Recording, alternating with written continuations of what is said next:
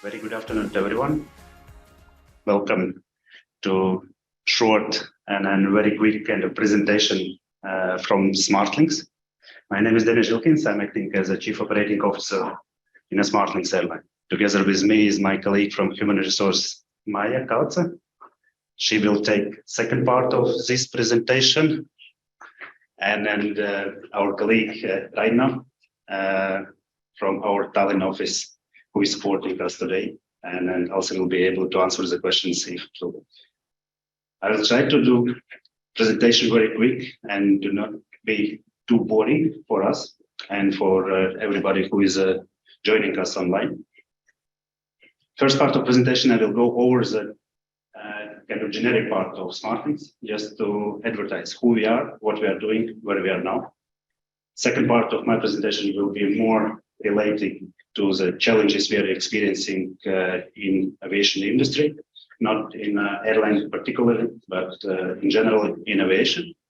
And there will be time to answer your questions if will be. I hope there will be questions because they're more interesting for everybody to understand and then to get kind of clear picture of all those industry we are running around. So it doesn't work. Okay.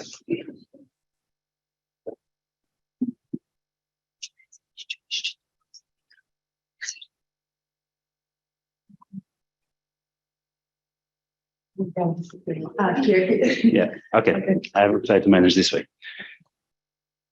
So SmartLynx is already on the market 30 years. This year we'll celebrating that our big numbers of 3-0, starting from 1992.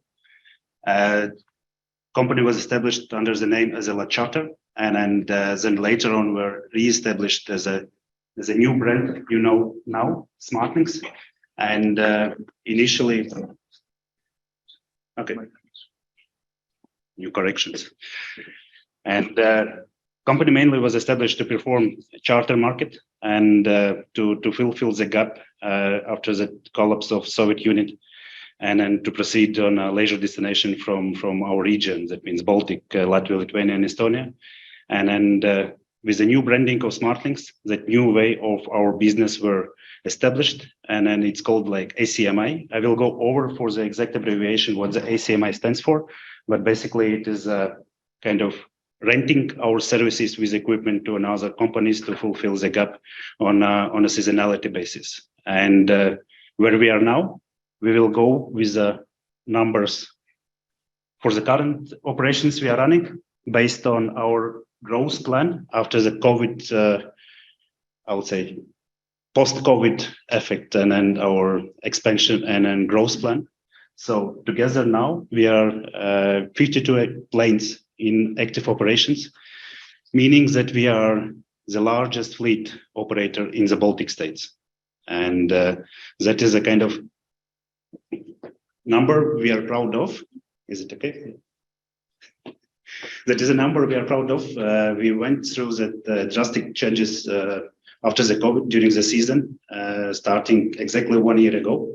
And we have introduced during the last few years, and then the last year particularly, new type of operations, including wide bodies Airbus A330. So we have 6 of them in operations, and then that kind of market was open for us to fulfill the gap during the COVID time. And then we operated in general using this aircraft as a cargo operation, flying all around the world, and then helping everybody who was in need to make some kind of shipments from our I would say colleagues and partners from China based on COVID-related items.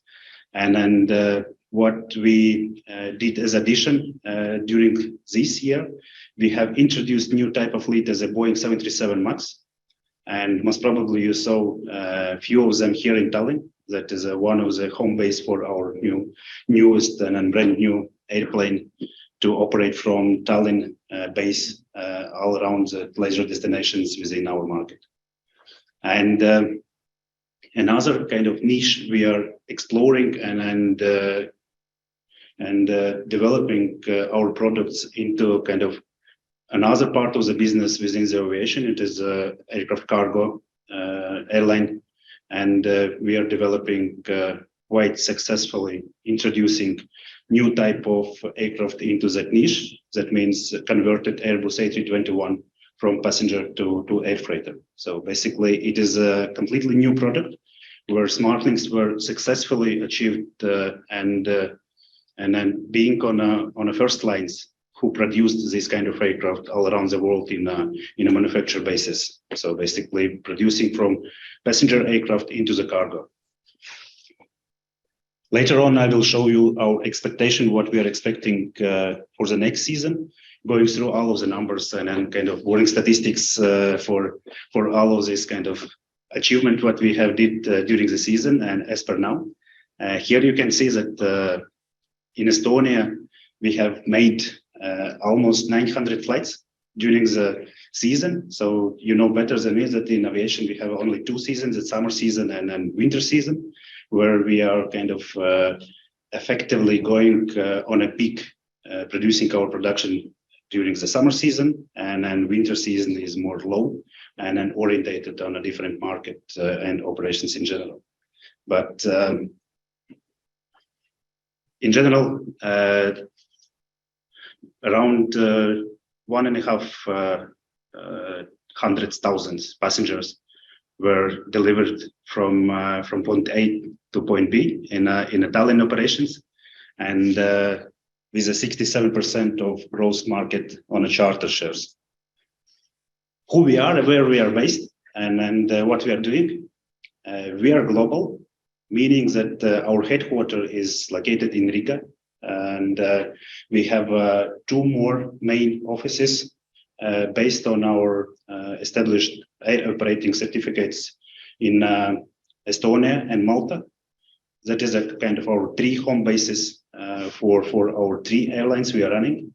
But additional to this, to fulfill all of our requirements on a growth, we have established to open new office in Vilnius this season, and we are going to establish more and more. All depends on a market and operations we will go over. So we have operated 23 bases. That means that our aircraft were kind of counted as a home basis for the planes, meaning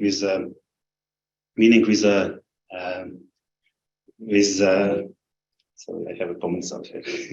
Meaning that aircraft was located on a base and counted as a home base with the maintenance, with the crewing, and with all the operational needs for everything to perform the flights.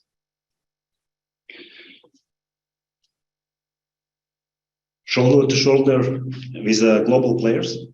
I will go over with a kind of more deep explanation for the meaning of ACMI, but in general, ACMI for SmartLynx is kind of main part of the business we are running. It is around 65 to 70% of all of our flights we are operating based on wet leasing services, where we are giving on a rent our aircraft, crews, maintenance, and insurance to another company to fulfill that requirements on a capacity needed based on a seasonality, based on a special events, or based on some another kind of requirements company is asking for. Then another 10% stays for us as a cargo operations, and for the future growth, we are raising this number from 10% to 40%. That means from our current 4 aircraft in operations on a freighter, A321 freighters, we are going to grow this season to have up to 13/15 flights. And rest of the percentage of this kind of business pie stays with charter operations. That means that we owning all of our operations with all of the organization in cooperation with the tour operators. Like here in Estonia, we are cooperating with Novatours, and in Riga and other market, like in Germany, we are cooperating with TUI, where we are responsible for all of the organization, starting with the passenger service, ground handling services, organization of flying to the destinations, and all the rest of the activities. To complete all of this kind of growth and then to be able to control stability and ability also to adapt to the situation and then go, I would say, in a normal way to proceed with the sustainability. We have achieved one of our biggest milestones last season. We have established our own technical organization Part 145, with which we are able to control all of the line activities for our planes based on stations. We started with a small market in the Baltics to serving Riga and then Tallinn bases, and we are exploring more opportunities to go over all the rest of our bases. We are performing the flights. Either it is our own charter operations or we are operating on behalf of other carriers. Another big part which might be interested more for you, especially for the piloting, we have our own ATO based here in Estonia, in Tallinn, where we are producing and then offering options to get type rating on A320 family flights and aircraft. And starting from this season, we are introducing and will implement program for 737.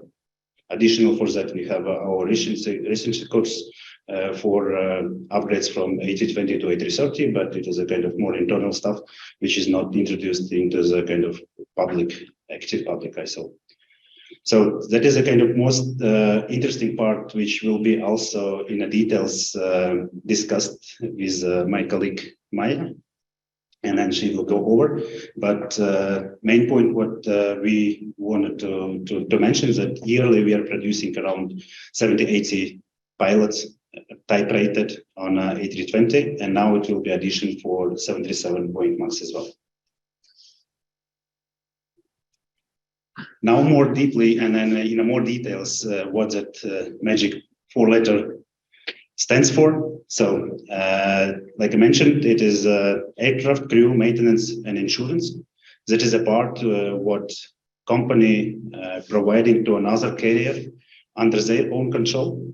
That means that we are responsible to provide to another carrier aircraft to be airworthiness, to be ready to operate whatever operation is asked for, with full of our crews and control of crews, and maintenance who will be able to support all the scheduled checks, scheduled maintenance, unscheduled maintenance, and then whatever question is related to maintenance stays within the company. And insurance, that self-explained, that we are providing our own insurance for the flights we are operating on behalf of other carriers. Why ACMI? I like to compare with some kind of recognition of the world like Uber. So basically now this part of the market is growing, and why it's growing? Based on various criteria. So kind of instability in the world, in an economy, like now we are expecting economic recession or geopolitical activities into the region. Aviation is the first industry who is facing the problem and then kind of very sensitively affecting by all of the criteria. And then that means all of the main players in aviation, like state carriers like Lufthansa, British Airways, Qatar Airways, and all the rest, they are on a kind of shaky position to make strong decisions for the development their previous plan, where they decided either to grow on fleet numbers or to go over with some kind of other growth control protections and so on. And here we come into the market where we are able to offer our services for the short term and to fulfill that kind of capacity which another players, like a bigger players, still is not deciding either they're proceeding with improvements on their strategy plan or not. And based on all of the activities and all of the results, so in 2021, ACMI market was booming by 4.2 billion. And then even on a kind of statements, official statements by Lufthansa board members and executive shareholders, they mentioned that for the upcoming years, it will be from 7 to 15% of the market will be taken by the ACMI. Why ACMI? It is quite easy and then quite quickly to be introduced into whatever business model all around the world. And it might be kind of being as a gap fulfilling by requirements which company is not able to produce on a short term, or based on some kind of criteria or what happened based not on a special kind of situation depending on a company. Like they have ordered more planes from the manufacturer like Airbus or Boeing, and the deliveries are delaying. So that all the problems were solved already, and here we are where we are able to fulfill that gap, and then until that problem will be solved on that carrier problem. Demand is growing, but challenges remain. Very good slide. This part starts that kind of interesting, and I guess it is in line with the topic of this lecture. And here I'm able to explain all of the challenges we have faced this season compared with normal operations before COVID time, and what exactly happening now, and what we should expect for the next kind of active touristic season into our industry. Now it was a kind of first normal summer when all the aviation was reactivated after that long sleep based on a COVID restrictions, and all the rest of the challenges we were expecting during the pandemic time. And if airlines were ready to make these kind of challenges and activate all of these sleeping resources, then rest of the aviation segment were not so successful, based on various factors which we can explain and why it happened and what it happened. But still, it is a kind of challenging for everyone to get on track and get the same results and then the same resources which we were facing during or before the COVID. Main issue why we delaying, and it is not only because of us, but and the rest of the regions. So it is the air traffic control restrictions. That meaning that most congested airspace and regions are not able to manage all of the traffic flow between the regions, like Germany, France, Italy, and then northern Spain, and so on. And then we have experienced several industrial actions coming from ATC, where just controllers went into the strike, and then situation became even worse, from the difficult to almost uncontrollable. And that is one of the reasons why we are not still on a position to be on a comfort level to produce all of this traffic flow, especially for the inter-Europe operations during the summer. So a huge nightmare for the flight dispatcher who produce the flight plans in a company. And even I cannot imagine what the workload of the ATC dispatchers experiencing during the peak hours working on most active zones. Then we have a weather, which is uncontrollable by us, but still using all of the technologies we are able to predict and act on a kind of more proactive actions to be able to avoid. But then we are facing that areas where ATC more congested is, and then or we are choosing some kind of airports where we are not able to operate. And so passenger and packages, mainly it is staying with the airport, and that is a kind of one of the, I would say, pain we are feeling right now, and logically explained for everybody that during the 2 waves of COVID, personnel just is not trusting anymore to the industry that it will be on a normal way with no kind of super hits again by whatever reason. Either it will be COVID, economic recessions, or geopolitical some hits or whatever. Lack of personnel in airport securities, lack of personnel on ground operations who is making loading of the packages and cargo, lack of personnel on the check-ins, and all that in complex making huge problem on the passenger operations.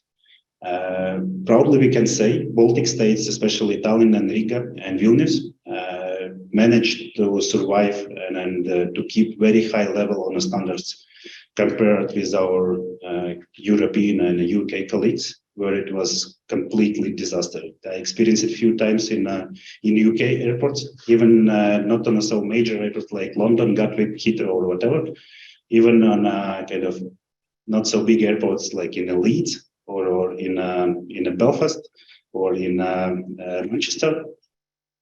In Leeds, I was staying in a queue around 3 and 4 hours just to get into the airport outside. So that was kind of not a pleasant time to stay there. But yeah, we see the problems where we are now. Then technical issues.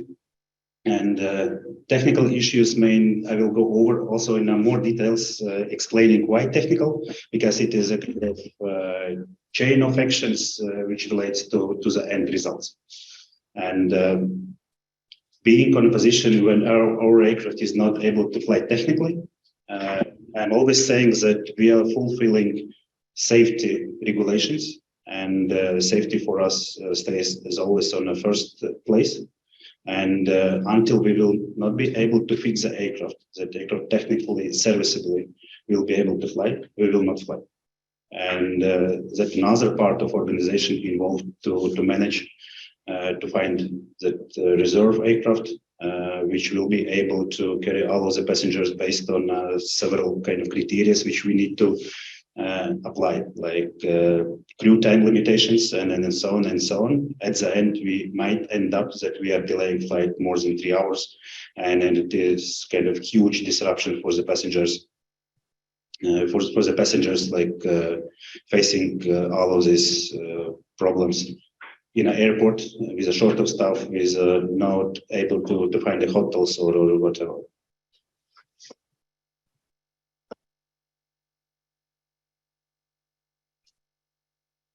Slow recovery from the global crisis. That is what I mentioned, that all of the aviation industry trying to recover now after the pandemic crisis, and they're hoping that we will never ever experience the same again.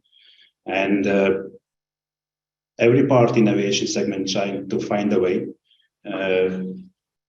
how to better and quickly to get back in all of the kind of processing which were in a normal stages before the COVID. And then main problem why we are still kind of challenging to get into the normal way. So something happened with the manpower, not only in aviation, but everywhere. If you can see all around the world, and especially in Europe on a service market, there are no kind of enough personnel who can produce the general stuff.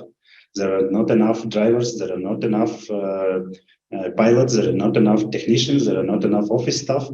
I don't know, either COVID made the changes to everyone, and everybody start to reconsider their stuff, what they're doing.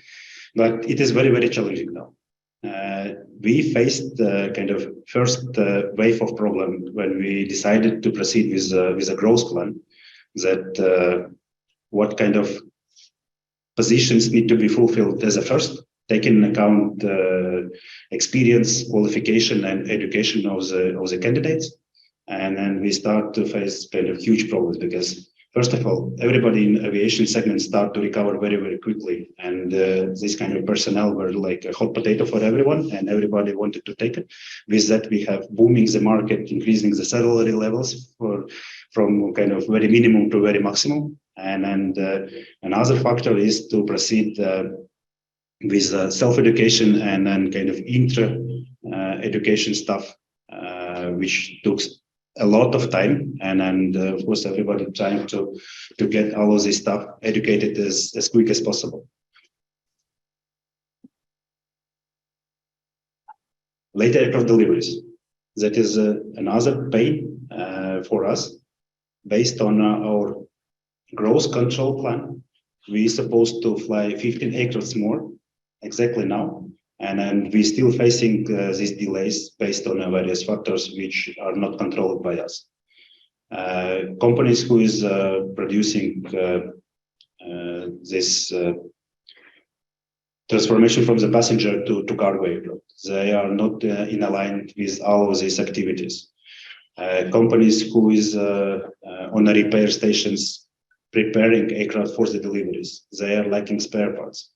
Companies who is working for a shipment and deliveries, they are lack of ground staff, they are lack of manpower to produce their normal work what they did before COVID. In complex, all of these kind of things making delays on a delivery, and the fleet what we expected before the summer season is delayed until the end of the season, when basically we don't need that fleet anymore, because we are so affected by the seasonality when we are making all of our revenues based on a summer season, and during the winter season we are just keeping our fleet flying on a minimum program to be able to get all of this technical checks, service checks, and so on, and be prepared again for the summer season. And then these kind of headaches make us and putting us in a position where we have to reconsider every single steps we are doing now, and to be adaptive. Network supply and stock availability, that is another pain on one place. And it is global issue where we are hoping it will be recovered very, very soon, with not so big kind of hopes in real life, but still we need to be ready that all of this supply chain will be recovered in the nearest future. That's what we want to believe. Being realistic, we have to be proactive and looking for the various sources of kind of making this happen, not relying on our previous normal way, how it was before. Late aircraft deliveries, I guess I went to one direction.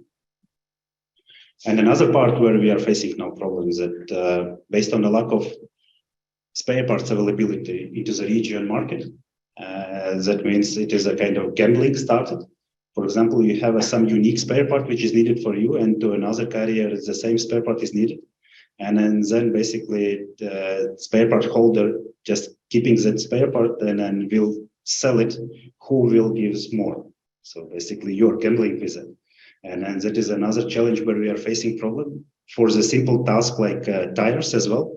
If you need a tire to be changed and you have to deliver it, you're buying it on the market, and then other customers doing the same. So basically you're gambling who will give more money for the tire to be delivered on your place instead of your competitors or some others. That is a kind of challenge we are facing every day. But despite of this, we are still aiming to proceed with the summer 2023 with the same number almost of Airbus A320 and A321 family.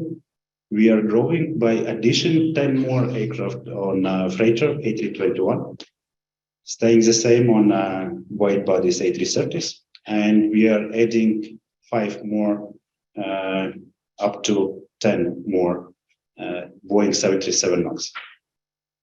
That is our plan to grow, and based on all of our kind of success we have achieved until this moment, we are feeling confidence that we are able to achieve even more what is presented here. So that is our main goal and aim for the kind of rest of the period in the winter season, to be prepared on 100% and plus for our active phase of operation during the summer season.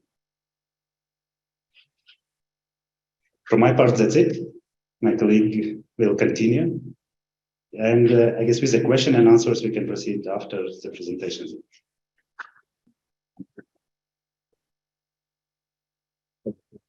Okay. Yeah.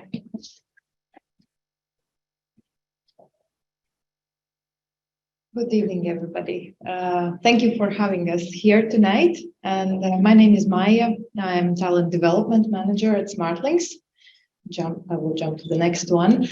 So my professional field is HR, human resources, but actually I started around 15 years ago as a cabin crew, not at SmartLynx, at a different company, but still.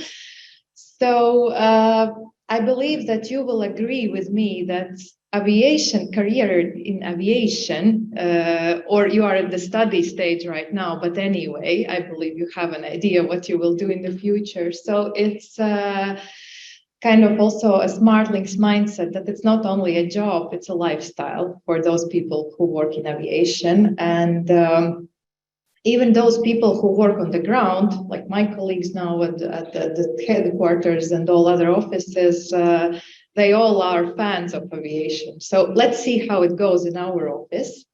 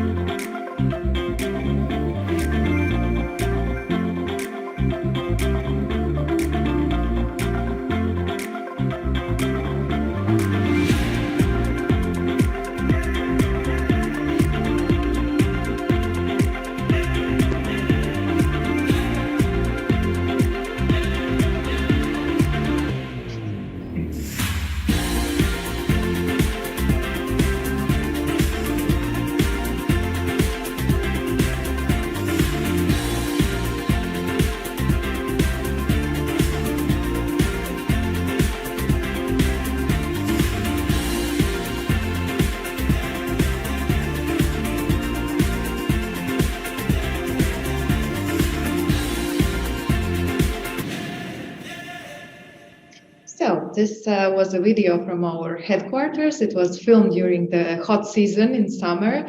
And actually the office is still the same full as it was in the summer. And jumping to the next slide, you see the numbers working at SmartLynx. So here we can compare actually numbers on the ground, employees on the ground in 2019, which was before pandemic crisis. So at that moment we had 183 people working as a ground staff. So right now we are 365 people in all our 4 offices, which we have right now. And we are even more proud about our flight crew. We have 544 pilots now, and comparing to 2019, it was only 275 pilots. And the number of cabin crews even tripled, not doubled, but tripled. So from 262 to 757 cabin crews.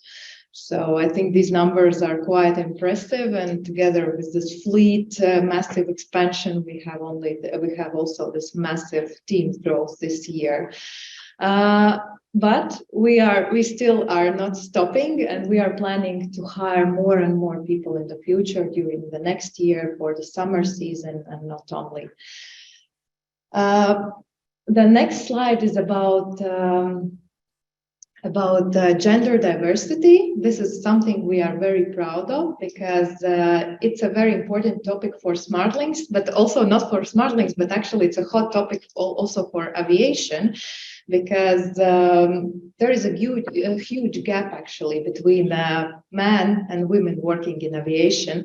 And actually, I was looking yesterday on data. I have found some interesting numbers on IATA homepage saying that only so they were looking on a big companies all around the world, and there are only 5.1% employed women working as a pilots, then less than 9% engineers, 18% flight dispatchers, and 26% air traffic controllers. And if we talk about more like management positions, like C-level positions, there are 6% CEOs, women employed, then chief operating officers also 6%, then CFO, chief commercial officers, a bit more, 13%. And I was even disappointed in HR, because still HR is also 40% of women, because I was hoping it will be a bit more than, but anyway. So why I'm saying this all, that's why we are very proud of our numbers, because there are 52% of men working at SmartLynx and 48% of women. So So this is quite a big difference. And right now, IATA is having this global initiative, which is called 25 by 2025, which means they want to increase the number of employed women by 25%. So I think we have already done a good job in this field. And about benefits working at SmartLynx. So first of all, social benefits. We do support our employees when there are some happy events like the childbirth, for example, and also not so happy like funeral, let's say not benefits, but support for our employees. We also have, of course, health and business travel insurance. Flexible working hours. We work in hybrid model during pandemic, of course, and after we took over this model, we really like it. And not, of course, not for, let's say, critically operational positions, but those positions who can afford to do this. We have free lunch in all our offices where we work for our people, healthy snacks, coffee, teas. We support sports and wellness. We have a volleyball team right now, also football team. We also have fitness classes for ladies, also on the summer terrace upstairs. So this is health and well-being is very important, especially in such a dynamic environment as aviation. Personal development and training. So one part are the mandatory trainings for all aviation professionals who needed to be qualified for doing their job. And the other part is some other good to have and nice to have trainings. For example, this year we created Talent Academy for our young and potential leaders. Of 20 people who are studying during the whole year, and with a very inspiring speakers, nice sessions about leadership skills and soft skills, also some practical stuff. So, and also Leaders Club, which is for more senior members of leadership. So this year was a focus on this personal learning and development of our people. Parking spots and corporate cars available. Yes, we have cars for our people for business use during business hours. So for all employees, not just for some part of people, but for everybody. Staff tickets on SmartLynx Airlines flights from Tallinn and Riga as well. So this is the specifics of aviation. So basically we can fly on the flights which are not full. We can buy those flight tickets for a very, very good prices. So whenever there are seats left on any of our charter flights, we can go and buy those tickets for a very, very good prices and fly with our friends, colleagues, or families. Social benefits, yes, we are very actively social. We just had a grand party, which is called Gala Party, with all the people invited from all our offices, also the crews from all around the world. And we love parties. We do them. We do barbecue parties in our terraces and parties outside the office. And it's very, very important also to take some rest and then, yeah, and also special birthday treats, not only birthday treats, but also Christmas presents and any kind of. So we always try to remember about our people, about employees, and treat them well with presents, with congratulations, and so on. So let's jump to the next one. And yes, let's continue the slide about ATO we have about the training center. So we have this type rating course for Boeing 737 MAX and also A320 family aircraft. And so the minimum criteria to study is CPL license or frozen ATPL with MCC course, and also the previous experience in commercial airplane operations. There is a list of pre-requirements to be there. So ATPL or CPL, then YASA Class 1 medical certificate, multi-engine instrumental rating. Then again, this MCC course, of course, fluent English language, and at least 70 hours as pilot in command of airplanes, and advanced UPRT certificate. But in any case, I always suggest to contact our ATO administrator coordinator with all your, let's say, documents, courses, and they will always advise you what you have, what you need to have, and so on, because there are individual cases and it's always good to advise with them. So what are the advantages and benefits? First of all, it's an opportunity to build your career at SmartLynx. Around 80-90% of pilots continue to work within SmartLynx after completing their type rate course. Then the next one is single type rating to fly for all the versions of the same aircraft, of the aircraft family. Then this is a training for pilots with a very different backgrounds. So as I said again, it's always better to contact to see what is your actual situation. And education in accordance with internationally recognized airline training standards, and of course, highly qualified and the most professional training staff which we have at SmartLynx.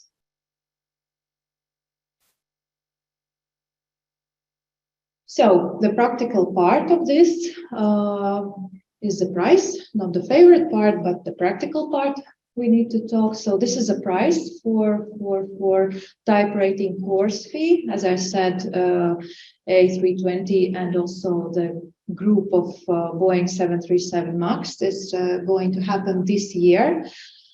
And so this is what the fee includes, this pre-assessment, but basically there are three parts. This is this theory, first of all, pre-assessment, then there is this practical part on simulators.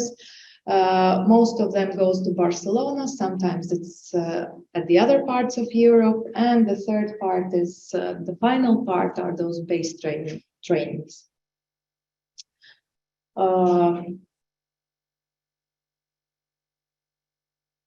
So the next steps and the timeline in groups next year. So during the March, we have Boeing 737 MAX and A320, and A320 also during April and May. So whenever you are interested in this, and if you have like more questions, more details specifically on your situation in the future, so you are welcome to contact our training center coordinators, and they will be happy to help you, to assist you. And of course, we are here today for answering to your questions. So yes, before questions and answers, I hope you, in the future, I hope you have a pleasant flight with us, and I wish you success in your studies, and hopefully see you at SmartLynx. Thank you.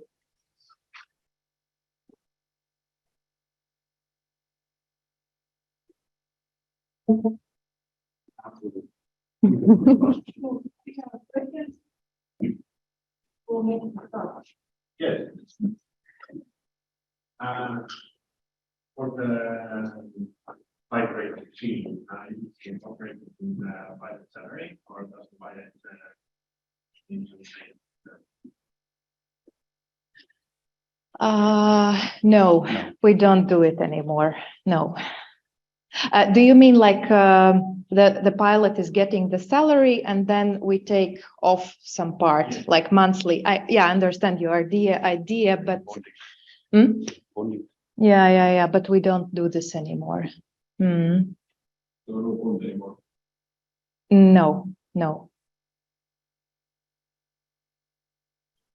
But anyway, all of these kind of questions with regards of type rating, better to ask our ETO coordinator.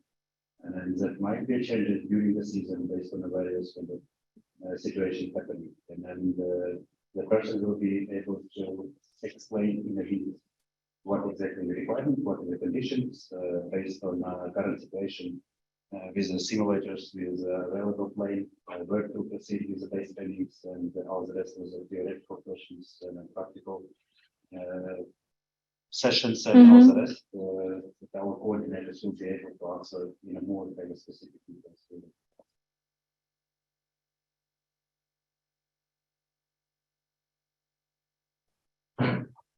More questions? I would ask them, where are you lacking the personnel mostly in which fields? Everywhere. Yeah.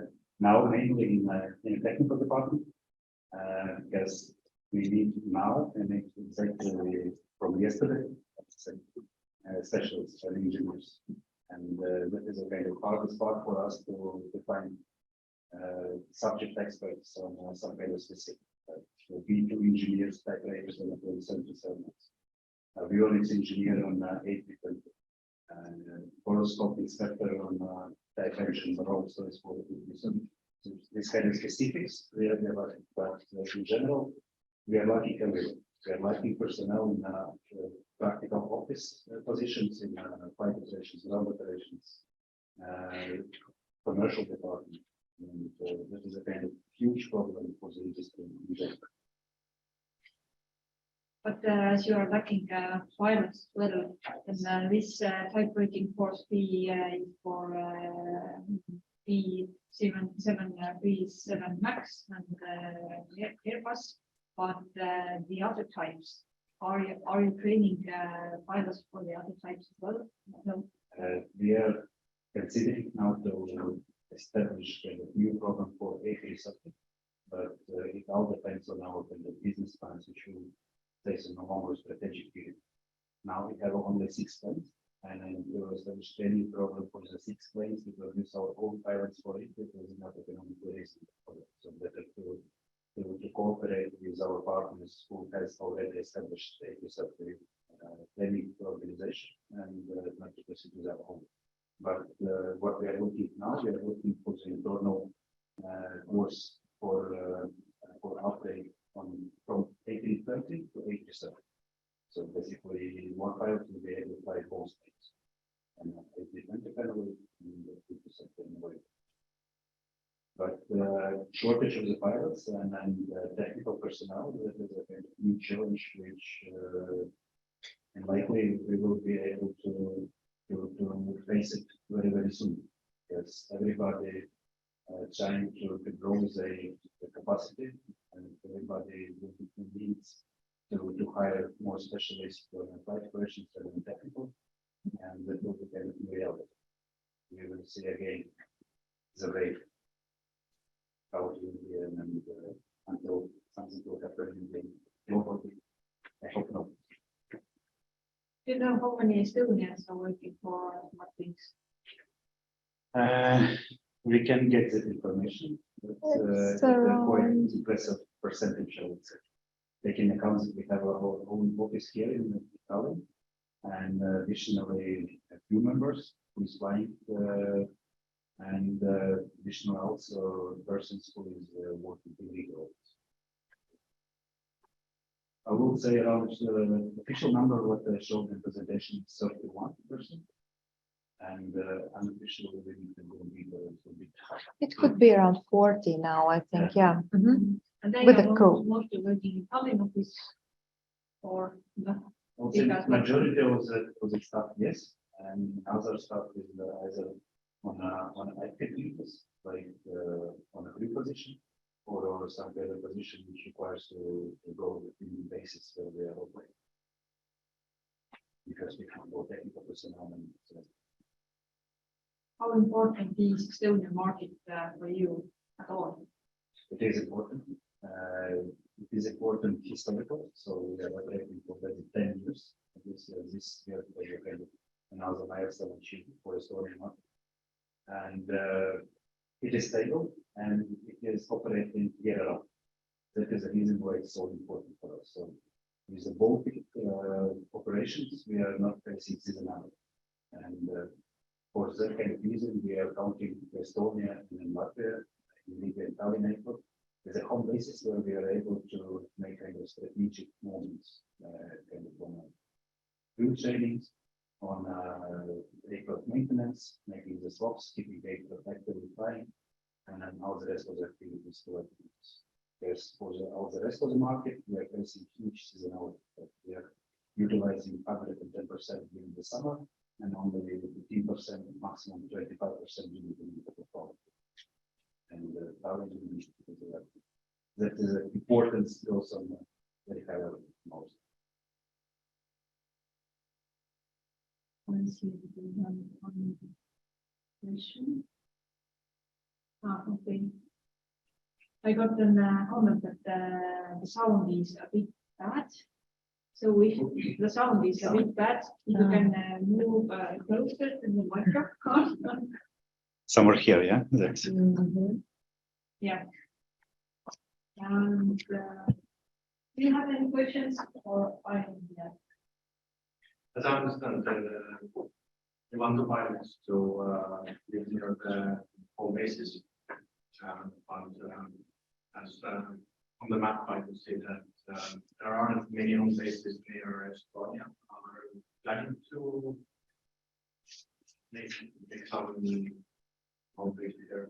It all depends. On a chartered market, I would say no, but again, it depends on if there will be offer to operate the flights, we will operate.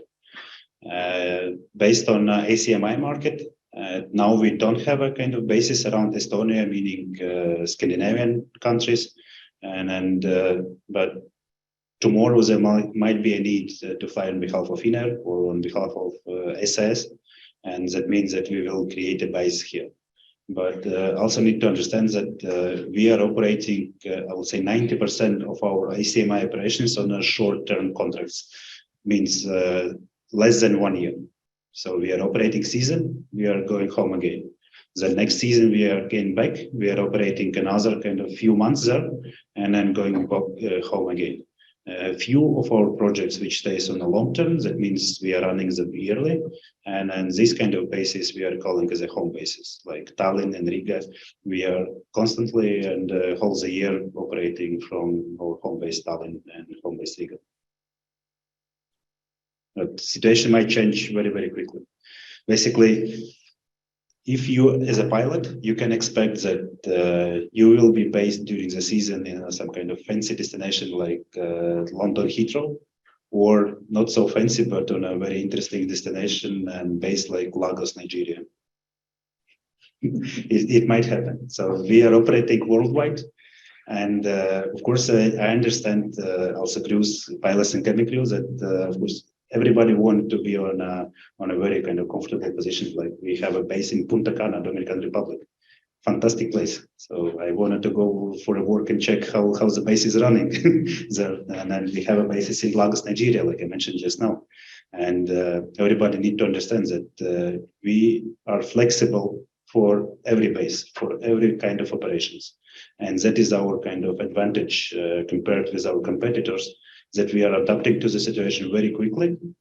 We are proceeding with a deep analysis, and we are always ready to accept whatever challenges and whatever part in the world. Either it will be US, New York, or it will be Guangzhou in China, or it will be Dar es Salaam or whatever. We are ready. We have a competent professional team who is proceeding with the pre-assessment, with all the analysis. Are we able to operate there? Is it safe, firstly? Is it profitable for us? And all the rest, the operational questions, it is just a kind of technique, what we have gained during these 30 years. And then we are on a position to be as a leader in this market and this niche. Let's say that the pilot is relocated for a year, another country from away from home base. Then provide any accommodation for the pilot for that period or Company. financial support? Fully paid by company. So it is a kind of process is companies providing flying tickets from your hometown nearest international airport, like let's count now Tallinn if you're located here in Tartu, and for example your base is in Frankfurt in Germany, operating on behalf of our German partners contract.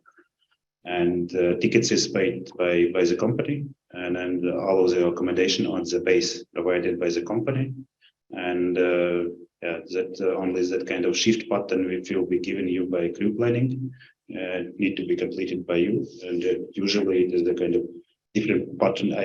I'm not able to kind of say how exactly the shift pattern looks for the crews, because it all depends on a qualification of the crews. Either you need to proceed with the trainings, and then do we have instructors in that basis and so on. So it various kind of factors need to be taken into account, but it's provided fully by the company. So I have one question from Zoom as well. Could you please give examples what routes are the most profitable and which make the most losses for Smart? Good question. It all depends. It all depends on the various factors. We cannot say that for a particular route from point A to point B, we are earning kind of good money. It all depends on what kind of aircraft you are operating, what kind of lease agreement for that aircraft is signed to be operated. Either it is based on performance block hour, or it is on a kind of terms conditions. What kind of fuel burn for that aircraft performance-wise is produced, and then what kind of weather, how many crews is used, and then so on. Normally, I would say most profitable is that full load with the passengers. If we are talking about our own operations, full load with the passengers on a very high trade, on a simple destinations like from Riga to Stockholm, or even a little bit longer, with not so heavy fuel production and so on. There are no kind of strict statement which kind of factors will be on a most profitable or less profitable. The complex of things need to be taken into account. Thank you. One more question. How does SmartLynx seek for new businesses? In how many time does the contracts need to be established until the operation starts? Question is relating to ACMI business on a wet leasing. My general understanding. Probably. Yeah. So basically, it is a never-ending story, and the discovery and exploring for the new market, for the new opportunities, our commercial team is working, I will say, 24/7. Not only by their kind of established processes and procedures, but also with whatever changes in the world, what they can see and catch on a media, in a BBC or whatever. It is giving us opportunity to jump into the kind of business, working either with our partners or establishing by our own means. So that normally we are kind of positioning us as ACMI providers to fulfill the capacity for the summer, for the intra-Europe operations, and then for US, Central America, and South America for the winter operations, where they have a kind of vice versa seasonality. And that is a kind of perfect balance to have heavy utilization for the European carriers, and during the winter going to another market and fulfilling their requirements on capacity.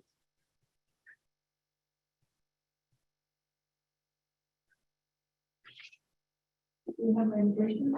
No. There are no strict questions. So I have one question that comes from the title of this lecture, and it is that how expensive is it for the airline to have delays? If I will be able and allowed not to answer, I will keep in silence. It is very expensive. If we are delaying, that means something happened. Something happened on a kind of, it might happen something on a passenger side, like in an airport, that facilities are broken or something like that. Or we have a technical delay, like for example, tires need to be changed and we discovered that they're on a very low limit and we will not be able to return to operate flight on a safety level, which we are keeping on a very high standard. That means not only we need to proceed with urgent maintenance, but also we need to take care about the passengers. So we need to proceed with a small compensation during the delay when they are in the airport. We are spending on it money. If we are and facing extended delays, like more than 3 hours or more than 5 hours or more than 12 hours, we have to accommodate passengers back to the hotels. We have to think about how we are compensating for that flight, which we are regulated by EU261 regulation. It is hundreds of thousands. So for us, better to operate on time, but unlikely kind of factors which are not controlled by us might affect all of this kind of punctuality. And then that is the reason why we are facing this kind of delays out of our home bases, and on the flights we are operating as a full charter operations. Yeah, because this is like a private, like a business area. By this moment, there are tens and tens of companies who are offering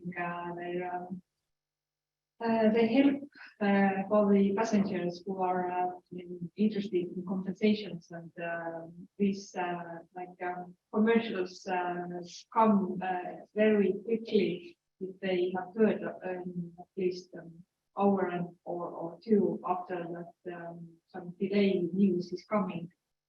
They are contacting very quickly with the people in Facebook groups or whatever. Mm-hmm. Our main goal is to keep running our technical dispatch reliability and on-time performance on a so high level, so this person stays with our purpose. That is our goal. But yeah, that is a kind of new way of business, taking account all of these disrupted operations, not about the SmartLynx, but all the rest of the airlines in the world. And our legislation not on a so perfect level, if you're speaking about that compensation. I'm not talking about to kind of cancel it, but to review on a deep legislation level. It's supposed to be done already 7 years ago. So we are delayed. We are still living on a kind of stone age, taking account that legislation which was produced many years ago, and not fulfilling all of the requirements based on the realities we are operating now in a modern airline.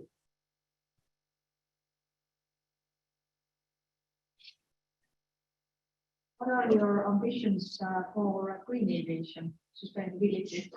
That is one of the kind of very popular topic now to speak about the sustainability, and I was not able to touch so many times, but we are working on it. We are kind of on a line with a strategic plan to proceed with the sustainability, and including Boeing 737 MAX. It is a first part of our strategic project. So taking into account that fuel consumption and that kind of green line, what that type of aircraft can produce, we are on a way to be more greener, to be more sustainable. And first part, it is environmental, and then second part, it is a kind of market request to proceed with a strong position, especially for the SMI market.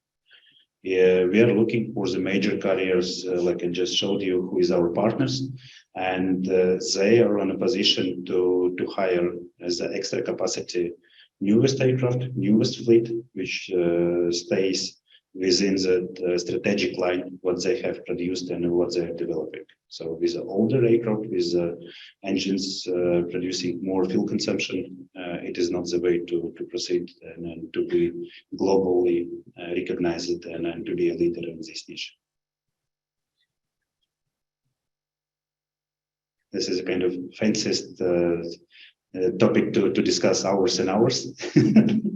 But that is a kind of new reality where everybody need to put their kind of efforts to develop on a very high standards. And I hope across the aviation, and not only aviation, because aviation is only a small part which need to be taken care. All the rest of the industrial companies and actions need to be within the same line. And then I say the government and all the rest of the activities are kind of on the right way to achieve it. I know one question for you as well. You are the Estonian who works for SmartLynx. How did you find your way to SmartLynx? Okay. Thank you for the question, Karina. Actually, SmartLynx found me. So I didn't search anybody, so they found me. So it was, let's say, a simple coincidence, and they made me an offer what I was unable to turn down. So in this case, I joined the company. So that's shortly it. So, but in Estonian office, I can say from this perspective that I joined the SmartLynx team since this year, January.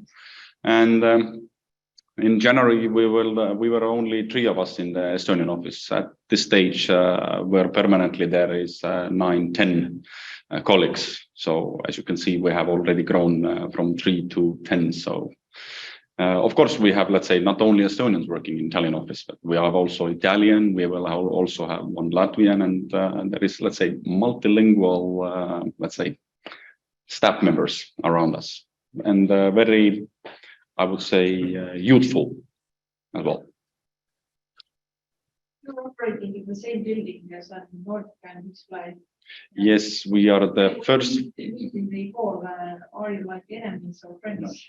No. We are sharing in this sense good practices, because I have worked closely together with Nordic and X-Fly compliance manager, who is a very good colleague of mine, and also, let's say, we are also sharing good thoughts how to proceed and how to tackle those challenges what we have in, let's say, in terms of compliance and regulatory perspective.